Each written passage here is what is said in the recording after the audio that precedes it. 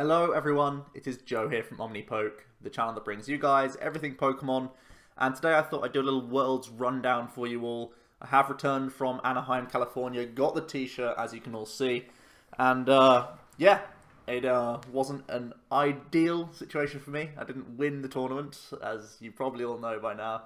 Didn't get closer actually. I was out in day one. I decided to play the deck that's in front of you, Espeon Garbodor.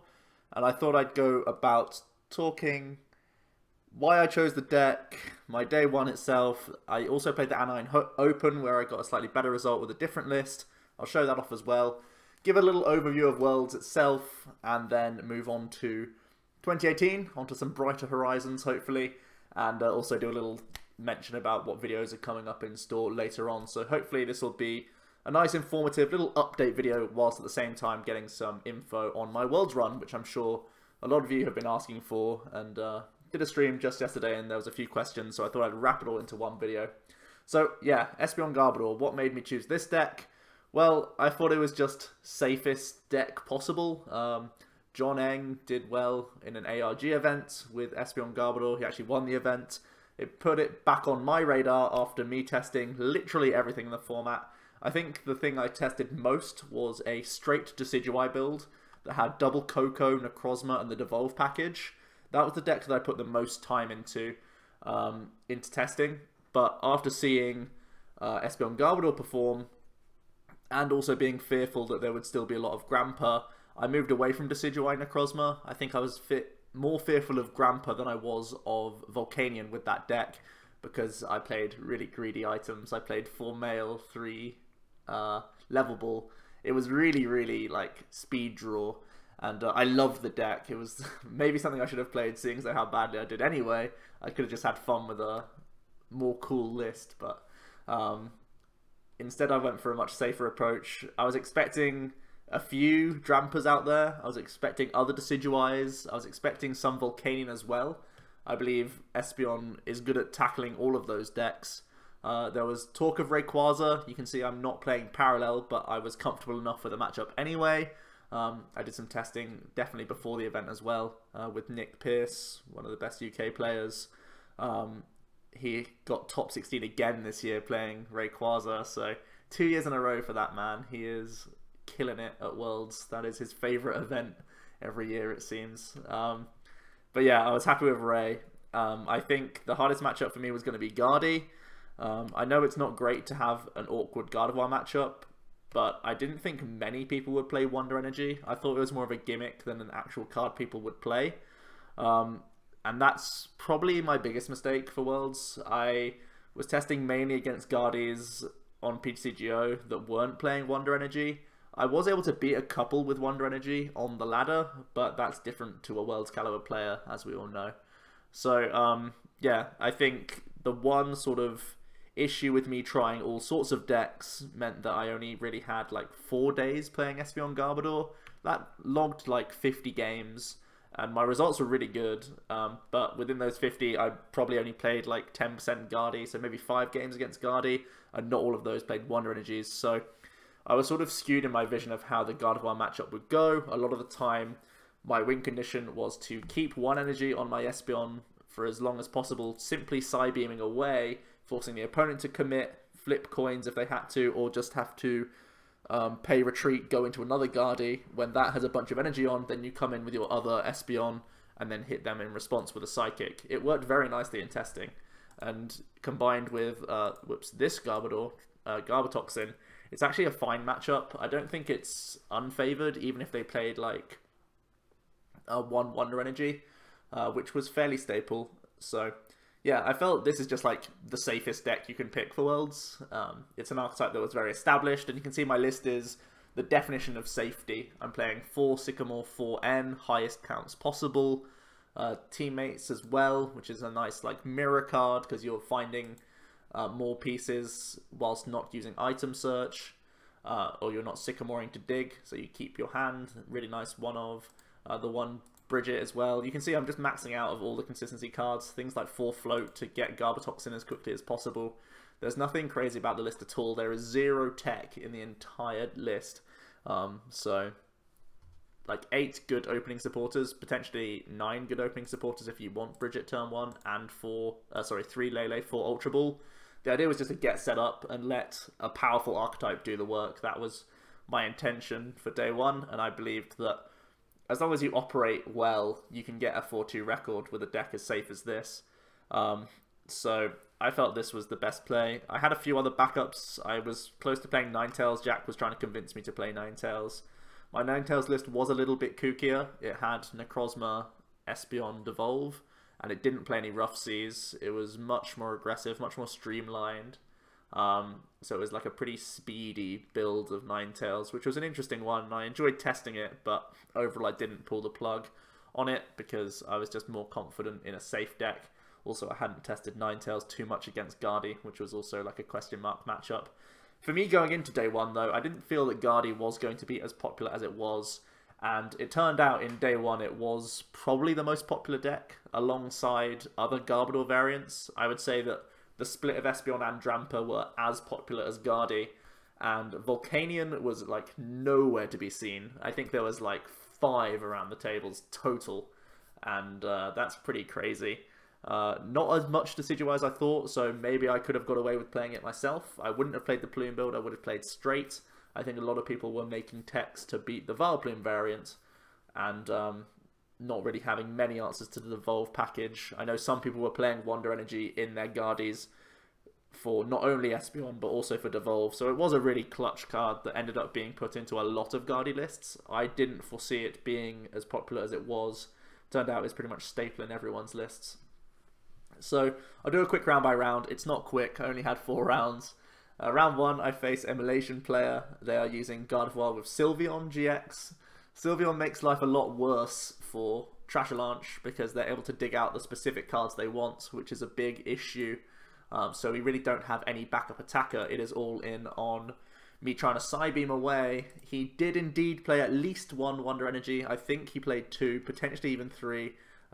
Just because he had access to them so often, but potentially that was just through Sylveon. So he played at least 2 Wonders, and he also played Acerola, and this was the reason I lost. This first couple rounds, well, this first round, both games I end up losing, because both times he leads Eevee, gets Sylveon on 2, and starts using Ribbons. I'm able to end him away here and there, but even then he's getting more Rolts into Curliers than Curliers into Guardies. And he's establishing, most importantly, Wonder Energies. So really my prods of 60 aren't doing anything while he's going for 2 shots back to me. He remained very conservative. Once you're not being confused as the Guardy player, you don't have to commit a bunch of energy. The whole point about the confusion is it puts them into more pressure. It makes them pay retreat into a new Guardy with a bunch of energy on it to just deal with this guy, because otherwise they're going to be in a confusion loop like every single turn. So the fact that he had Wonders on both his Gardevoirs, the 2 that he was using, it meant that he could very casually just hit me for like 90 or 120 with just 2 energy in a band. And that was really awkward because all I can really do is either I attach energy, try and respond on a 2-shot from him, but he has Acerola in his discard pile anyway. So really that's where I fell down. We're exchanging pokes, but he had Acerola on his side to remove damage, replay down the Curliers and stuff. That was very, very, very difficult matchup. I don't know if Sylveon is staple going forward. I think in day 1 I saw more often than not people were not playing Sylveon, but I know a few of the Japanese players and other Asian players were using Sylveon, and a few Americans as well. I know some early articles did have Sylveon in the deck lists, so it's interesting to see how different Guardy players operated. I ended up actually facing 3 Gardevoirs in my 4 rounds. Maybe that's a hint as to why I didn't do so well. But 2 of them were actually playing Sylveon. And Sylveon makes it a lot more difficult for Garbodor variants. As I've already said, they can fish out Blower, they can fish out things without using actual items, so Trashalanche does nothing. Trashalanche doesn't do much anyway, because they have the GX attack, but at least he can go for like a big 2-shot type thing, like 1 turn, finish something off, and then it gets negated after that. But yeah, not a great matchup for Espeon Garb when they play Wonders. Definitely not fantastic for you at all. So not much I could do in round 1. Round 2, I face a second Gardevoir player.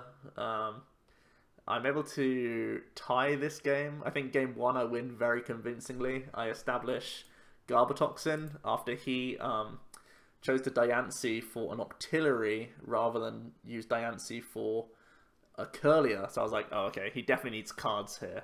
So I went hard to find turn 2 Garbotoxin. This shuts him down. I'm able to divide like a Ralts and set up his Diancie in range of flipping for his own confusion, so he couldn't attack with his own Diancie. So yeah, it just worked. It was just like an early pressure beatdown style thing. I was doing like early confusion on Diancie, then divided to the bench and also put more on it. With Garbodor in the back, he just really couldn't set much up. By the time he did set up a Guardi, I was 1 prize away from winning. Actually took me like 4 turns to take my final prize because Guardi is tanky and difficult to deal with, and he did also play Wonder Energy on his own side. He was actually clawing back into the game after me having like a stranglehold on him based on just him having no abilities like the whole game and not having draw because I denied Octillery, which seemed to be the only thing he went for. Like, he went for turn 1 Lele Bridget, but that was his only supporter. He was hoping that Octillery could fish him back into a good hand, but obviously I denied that for a few turns. So yeah, happened to win a fairly quick game 1, and the awkward thing is it was a quick game 1. So in game 2, he's able to bring it back much more convincingly, and as Guardi sets up, it's just a really dangerous deck to deal with. He played double Blower, he played, I think it was double Wonder as well. He didn't play Acerola, so it was a lot closer, but at the end of the day, I just got outpowered. He also did a pretty cool... I got a 1-hit here with a Trash Launch, but I had to use a Choice Band to do it, and on that turn, he just let my Garb stay active, and he GX'd back a bunch of energy, and on that turn, I couldn't find my own Guzma or my own Blower Floatstone combo. And then my Garb was stuck there, and then he was able to Secret Spring a bunch and Guzma himself to deal with my Espeon on the bench, and then I was pretty much out of attackers, so that was a pretty good play from him. So yeah, he's able to come into game 2 and bring it back, and there's no time for game 3, and as you know, a 4-2 record is what we needed, and a tie, no one's happy with that outcome. I was behind on prize cards. Actually, I wasn't even behind on prize cards. We were equal on prize cards when time was called. We both had 5 prizes each remaining.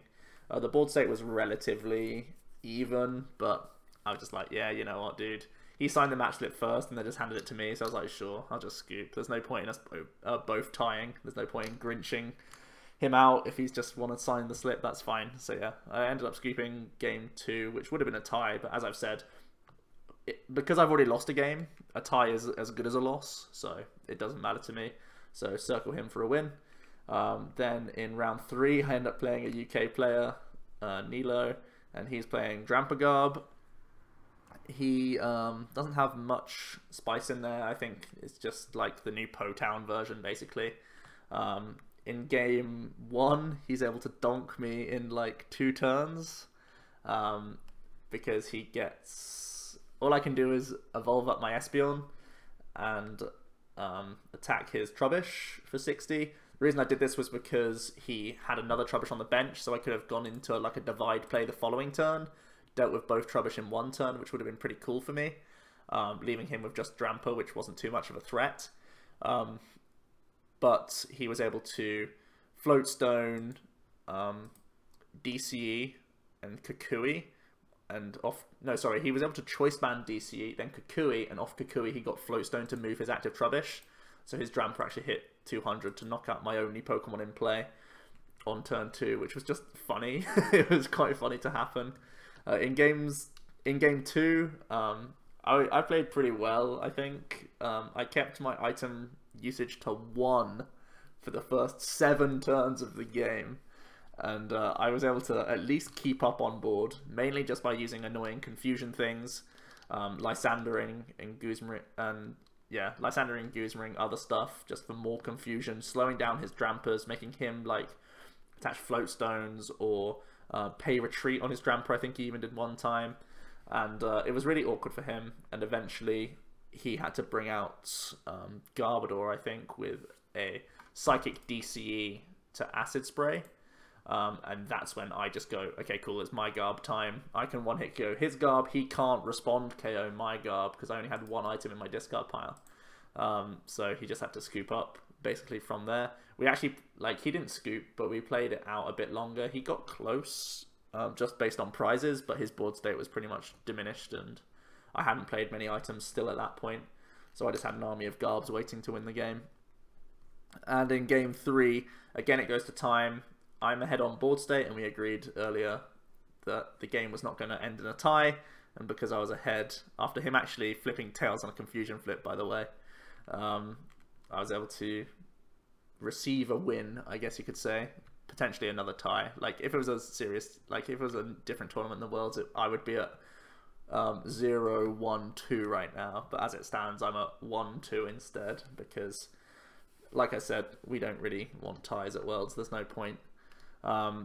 So a bit annoying that I had to play a UK player and essentially knock them out of their chance, but whatever, really. you gotta try and fight, right? I still had plenty of rounds to go to try and win out, basically, and able to take him down. And then in round 4 I faced another Gardevoir variant, again playing Sylveon, and again playing... Actually no, this one didn't play Wonder Energy. I think this was my closest matchup for sure, because he played Sylveon but no Wonder, or at least I didn't see any Wonder Energies. I was able to again win the first game.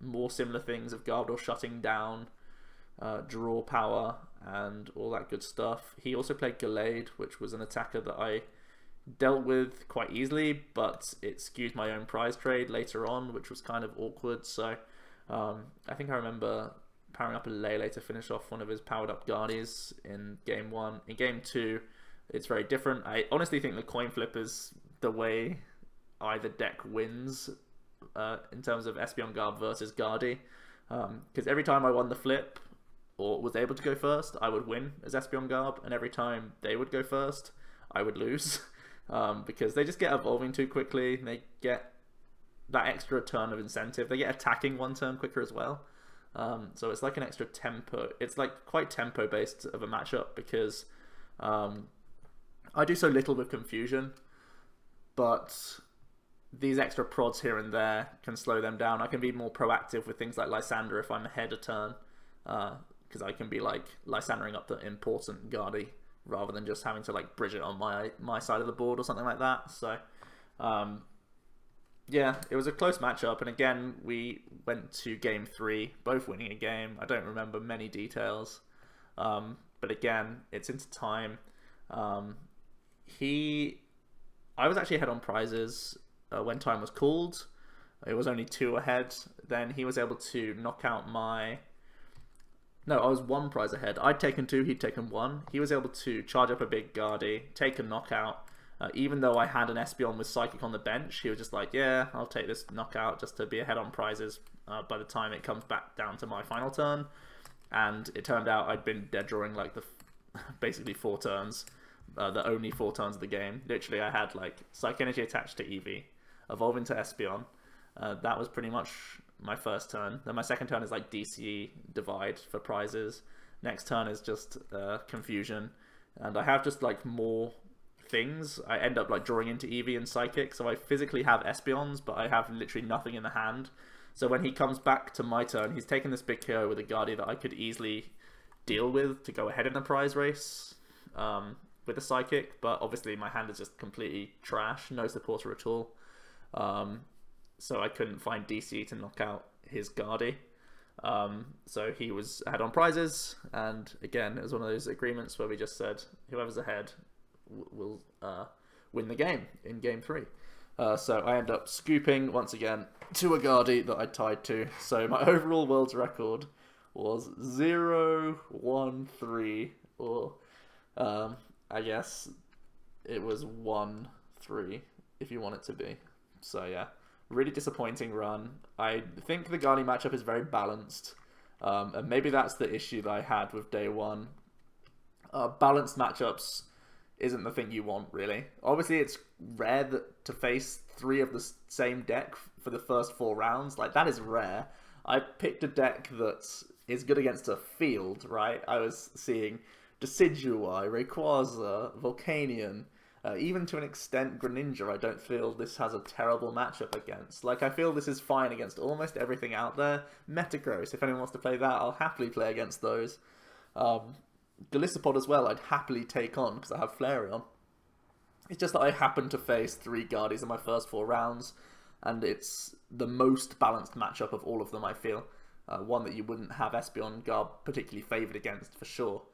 So, yeah, I think the list was fine. I think, if anything, I wanted a Parallel City in this list.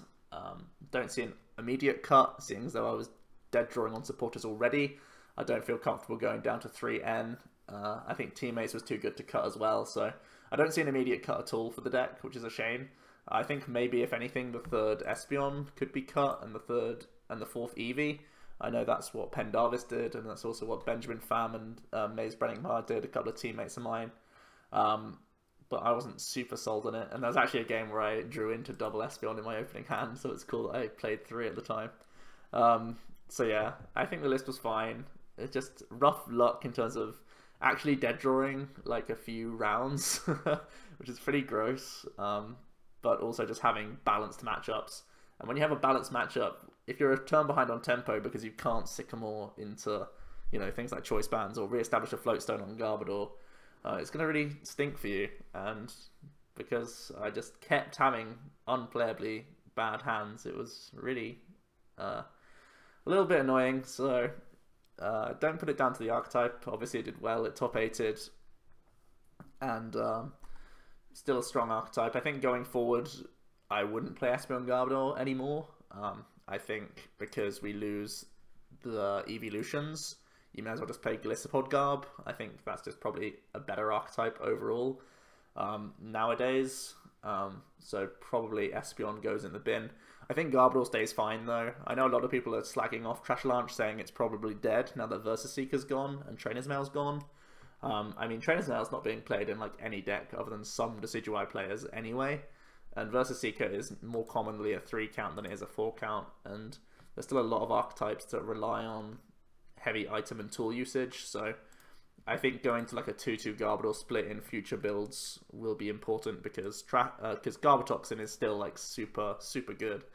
So Garbodor ain't going to be dead in the 2018 format, I can tell you that. It's just people are going to adapt their lists. Espeon Garb probably dies, and Drampa Garb may have to adapt as well. Again, it may be more Drampa focused now than it previously was. Maybe it's teched out with different Pokemon like Magina. Who knows? But Trash Launch will definitely be here to stay. It's too powerful to not, really. Especially when it's physically called Garbodor. That's one of the biggest reasons why it works. So, yeah, there's my day 1 list. Not too fantastic. I was pretty depressed after day 1. I went to the World Store and splashed out. I spent like $200 on like plushies, jumpers, got a few playmats for friends and stuff, got Jackson stuff. But yeah, I felt a bit better after that because I got a really cool plushie Rowlet and I love it. It's like my new favourite thing in the world, so I can't be depressed for too much longer. So yeah, that was my day 1 list. For the Anaheim Open, I decided to change up completely. I went to Vikavolt Tapu Bulu. Main reason for this was because I felt like I played a try-hard deck in day 1, right? Playing Espeon Garb is like super try-hard, boring, lame as you can go. So I was like, you know what, I'm just going to have fun in day 2. And Vikavolt is a fun deck because it's a stage 2, so you get these sorts of... you just get a little bit chuffed if you get a turn 2 Vikavolt. You get pretty chuffed with that, and it's also an archetype that I wanted to start testing because... in the 2018 format, when we have rotation, Vileplume is gone, as is Hexmaniac. And 2 of these things are really prohibitory for Vikabulu. These are big issues for the deck. And with those going, I feel like the archetype could potentially be much better going forward. Especially because you can see in my list I only played 2 Versus Seeker in the first place. These are the only cards that rotate from my list. So we're basically very close to a post-rotation list already. You basically cut these and increase your supporter counts is all you really need to do as Vikabulu. So yeah, I felt it was pretty cool just to get some testing in for this deck and see how it runs. Obviously I've played it a bit before and I was happy with my list, and this is what I went with. Ended up borrowing like 25 cards from my friend Connor because I didn't bring any stuff for Vikabulu. I wasn't intending to play this deck like ever, but I was like, I just want to have fun tomorrow. Let's just go for this. So I ended up doing pretty well in the Anaheim Open. My first round is a win against a Gengar Necrozma Coco, sort of like spread deck that also has Gengar in there to try and, well, the Haunter confuses, so you can like confuse the active and get more Coco spreads going, and then the Gengar can also finish off big threats. Kind of clunky list, clunkier than maybe like the Necrozma Garbodor variant that we saw in the top 8 of Worlds, but the same theory was there. The Necrozma spread thing, the Devolve package, it was all in there. I was able to win against that. I was also able to beat a Golisopod in round 2. It was actually a really close series against the Golisopod. I remember having to Sycamore into a choice band to win game 3 because he played Muscle Dumbbells, and Muscle Dumbbells is difficult to deal with. There was quite a few turns. For those of you who played Vikabulu, you know that you don't draw cards with this deck quite often. You have to sit there just top decking and hoping your top deck can be a draw supporter a lot of the time, because you end up going for a turn 1 supporter of Bridget and a turn 2 supporter of Skylar so often that oftentimes you don't have another supporter in your hand, so you have to naturally draw into one of those things. So you basically operate with a 0-card hand for a large portion of the game, and that's pretty scary. So when you can't dig for Blower a lot of the time, you just have to let Golisopod do its Acerola loop, and that's pretty awkward. The opponent played an Octillery build, so pretty much straight Golisopod with Cocos and Octillery to help them cycle into things like more scoop ups, etc. That was a really close series, and it was a cool way to see Golisopod in action, but I was able to win that in round 2. Round 3, I played against Espeon Garbodor, I was able to win. Round 4 was against... Ooh, that's going to be a tricky one. I believe that was the Rayquaza that I played against. Yeah, in round 4 it was Rayquaza. One of the conscious decisions I made was to play 2 Tapu Kokos in my list. This is for 2 reasons. The first reason is Flying Flip is integral to beating Gardevoir. The idea being you Flying Flip once and then your Nature's Judgment is in one-shot range with a Choice Band against Guardies, which is super important. But also you have Electric Ball, and Electric Ball can do 130 with Choice Band, which can knock out a Rayquaza. Rayquaza is actually a deck that did really well in Day 1 of Worlds. I think the decks that made it to Day 2 most were Drampagarb. Then there was a few Guardi, there was also Espeon Garb, but Ray was also a very profitable deck. It wasn't hugely played, but those who played it oftentimes made it to Day 2. So it had a really high conversion rate from Day 1 to 2. And the 2 UK players, both Nick and Yasin, played Ray, and both of them made it to Day 2. Every other UK player didn't, unfortunately, make it. So yeah, I wanted to play double Coco because I thought there'd be a few Rays around, and ended up being a good choice because I was able to beat a Ray in round 4. In round 5, I'm able to beat a Gardevoir, which is pretty cool, so my Flying Flip into Nature's Judgment plays worked out pretty nicely. Round 5, I'm up against teammate Benjamin Pham from Complexity Card Gaming, and spoilers, he ends up winning the entire event. And he's playing Decidueye Ninetales. We were really close to tying this game. He literally said, so he wins game 1, in like a long game 1, and then it's like a long game 2 as well. It comes down to a point where we're like ending each other to a low hand size, and it's basically whoever finds Guzma first wins. And he ended up putting down a Shaman to try and dig for game on a certain turn. But him putting down Shaman gave me a win condition on my side to activate my own Guzma or Lysander to give me the win condition. So he openly said, like, I'm going to take a risk here, and basically fed me a win condition. And I wasn't able to draw it in enough turns. And because he had 3 Decidueyes in play, he was going to ping down my Tapu Lele, which was my only attacker left. It had 6 energies on it, just from strong charging and manually attaching, because I was out of Booloos. So trying to knock out a Shaman was my win condition. He had Decidueye active with 1 grass, a Decidueye bench with 1 grass. I was choosing not to attack the Decidueye because he could get Acerola and try and pick them up anyway, because he played high versus Seeker, high Acerola count. So I was just like passing with Coco active, but he was doing like pings to my bench Lele, and essentially I was like running out of turns to try and cash in with Lele. So there was a turn where I just said, you know what, I have, I think 90 HP remaining. And I was like, okay, if he has DC, he wins here, but I can win in 2 turns if he doesn't have anything in his hand when he end himself to like 2.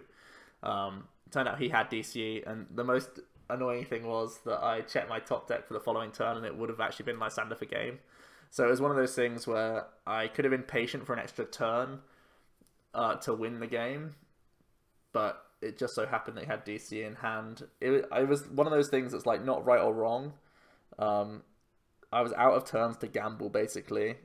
Well, I literally had that one extra turn to gamble, but it was literally gambling on an 8-card deck with 1 versus Seeker, 1 Lysander in there. And if I didn't attack the turn I did, it meant that if I don't top deck that, I always lose. And if he doesn't have a DCE to respond, he can't win anyway. So I took a gamble in game 2 after he takes a gamble. So we both sort of threw the game to one another, and I ended up losing 2-0. But it was super close in game 3. And I could have been on 5-0-2 if I'd just been patient for a turn. It's one of those things where statistically it wasn't right to do it. It just would have been the right play, which is a bit of a shame. So yeah, I ended up being 5-1 instead. And you need a 6-0-2 record to make it, or a 7-1 record. So still going to win a bunch of games. So in round 7, yeah, in round 7, I face a Gardevoir and I'm able to win. And in round 8, now I am 6-1. And this is where we get the solemn news that we can't ID a 6-1 record, because there were the top 4 players. So the first 2 tables, table 1 and 2, they were all on 6-0-1. So they just instantly ID to be 6-0-2s. And then there was a bunch of 6-1s playing. But then we had to look down, and there was 4 tables where there was a 5-0-2 player. And because the Anaheim Open works in a strange way, it wasn't just a clean top 8. It is a top 8 plus, which means everyone who gets a certain record is in. And 602 was the lowest record you needed to be in, essentially. So all these guys could ID on 601 happy, because they knew that there's a bunch of 502s that can only get to 602. So because there were 4 tables of 502s, it meant that theoretically, if all those games conclude without a tie, they could all be on 602, and that would mean that all of us 6-1-1s, if we ID'd, because we were all 6-1 at the time, meant that we'd all miss out. And that just really sucked. So it could have been a clean cut in theory.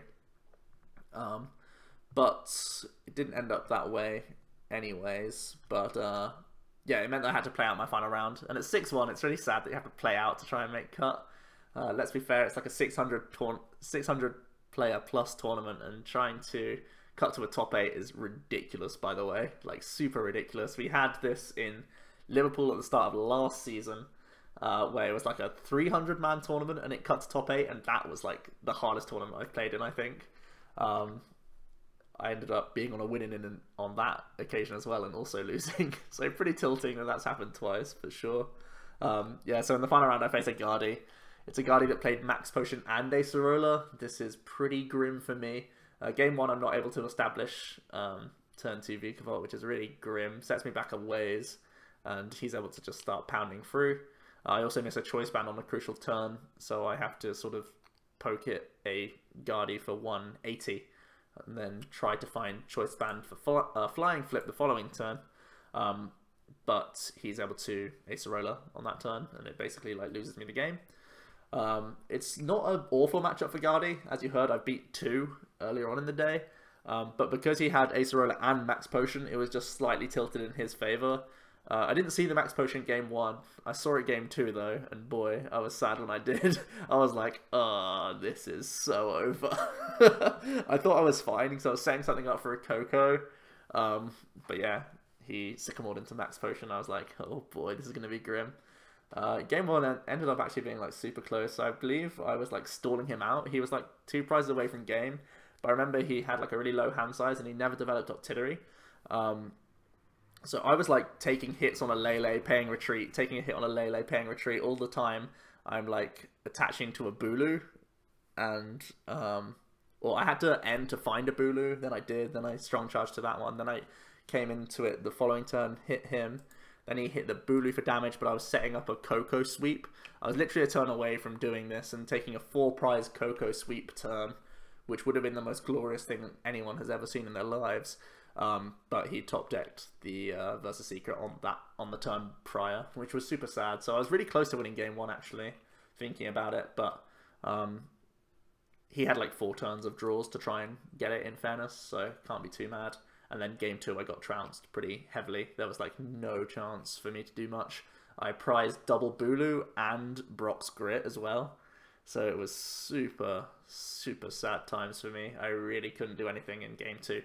So yeah, I was pretty much dead in the water and ended up with a 6-2 record, which got me 24th place. So overall, top 32 with Vika Bulu, not too shabby. I liked how the deck performed. I liked my list a lot. I think cutting the Versus Seekers will be fairly pain-free. I think you increase your support account by 2. I don't know if you want to play an extra Gust effect. That could be potentially what you need to do.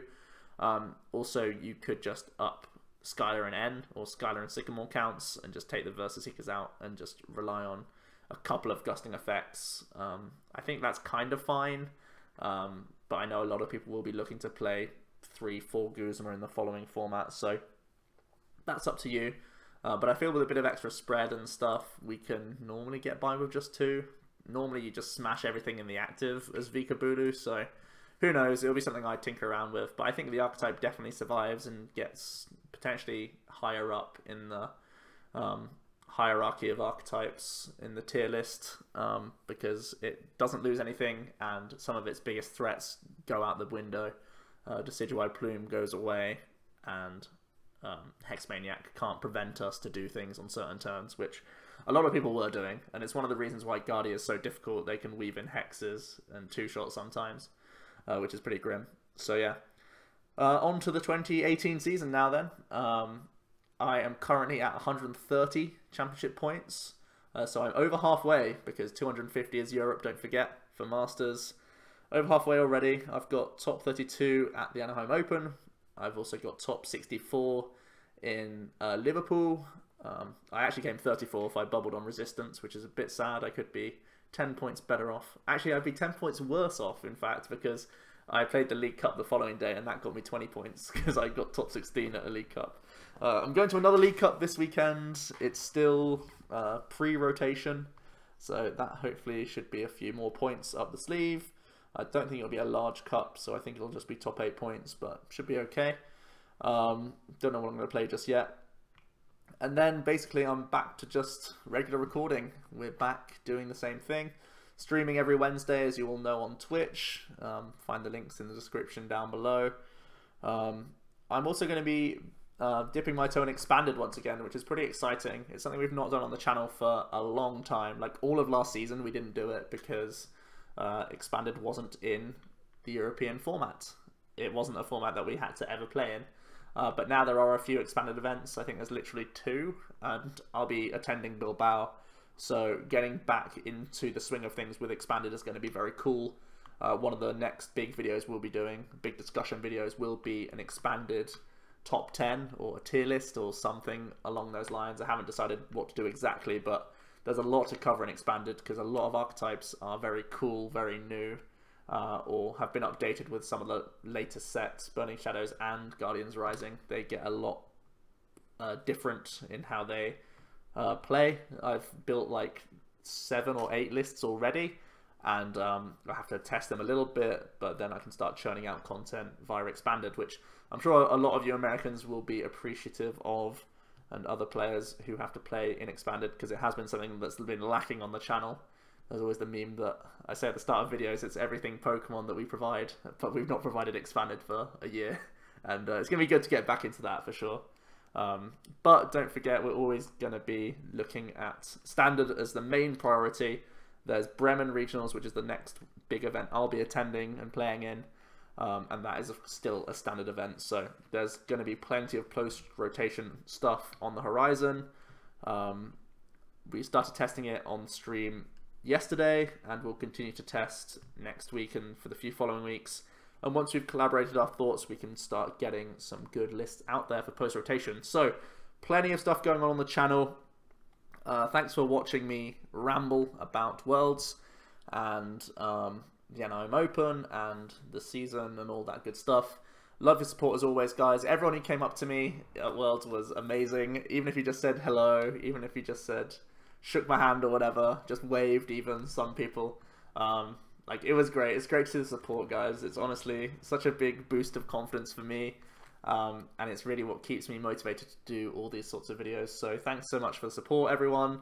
Everyone who came said hi to me at Worlds. Obviously, all of Team UK. We had an absolute blast. I think this was a really good team of people that we had in the UK. Some really good company. We had a lot of meals out.